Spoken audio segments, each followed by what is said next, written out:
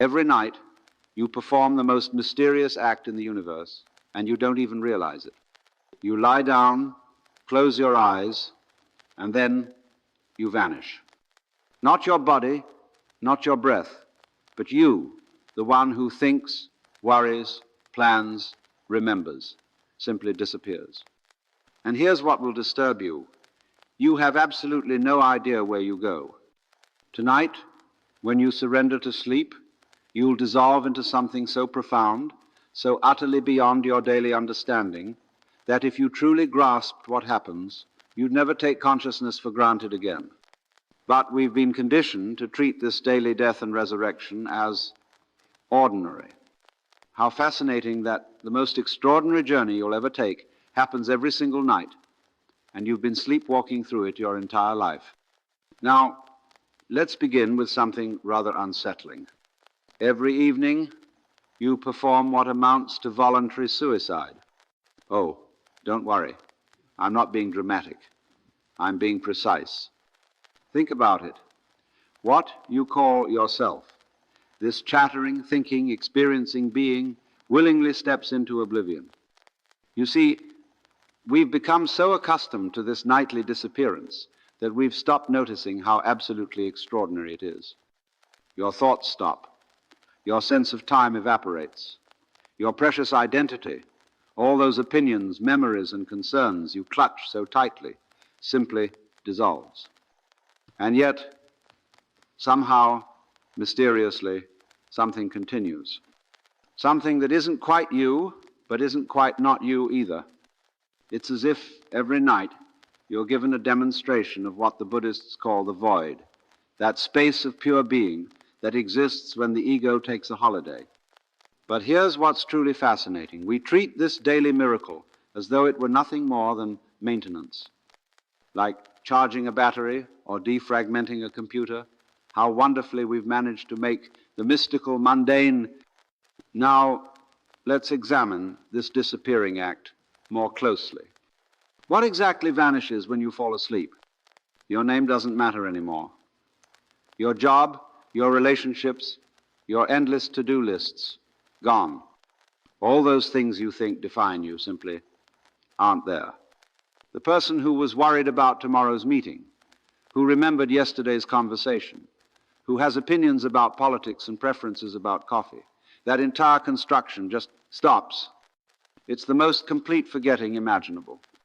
And yet, curiously, you don't experience this as loss or death. There's no sense of tragedy in deep sleep, no mourning for the vanished self. Why? Because the one who could mourn has also disappeared. This is what I find deliciously paradoxical. Every night, you prove that you can exist perfectly well without being yourself.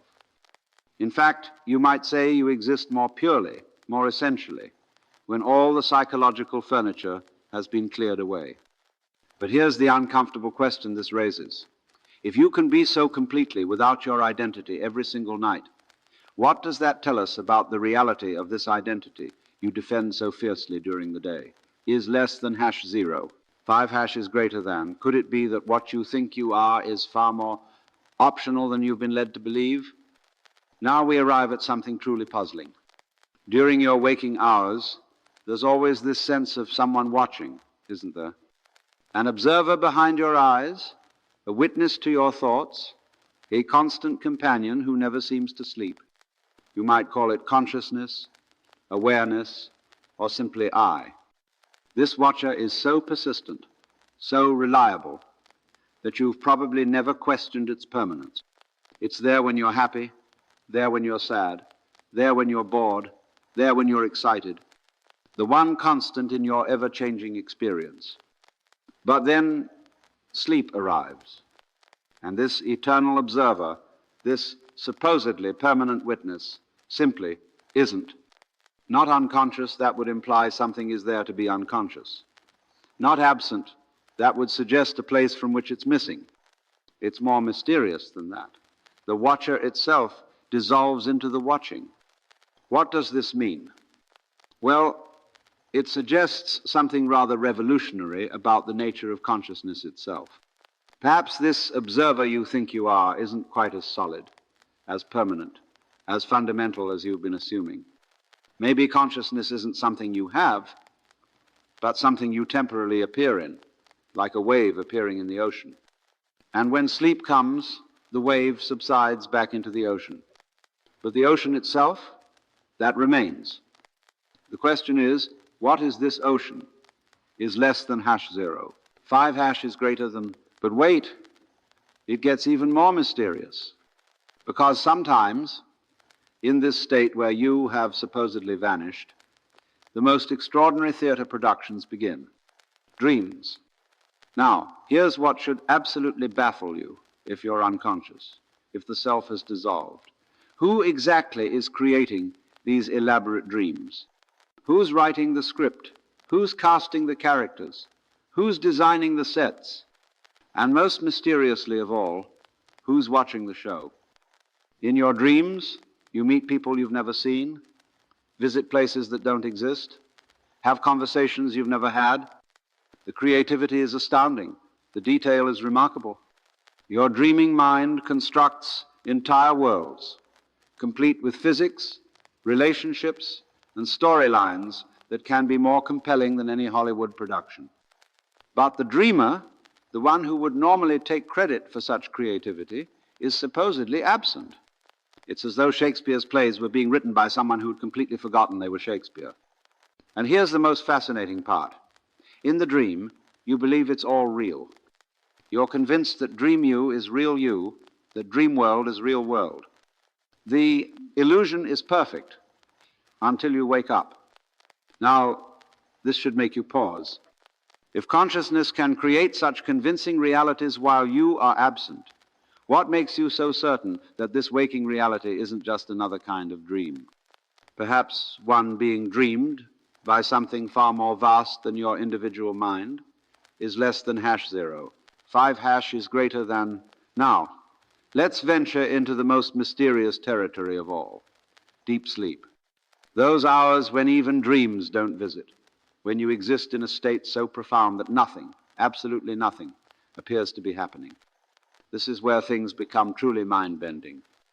In deep sleep, there are no thoughts, no sensations, no experiences of any kind, no time, no space, no self, no other.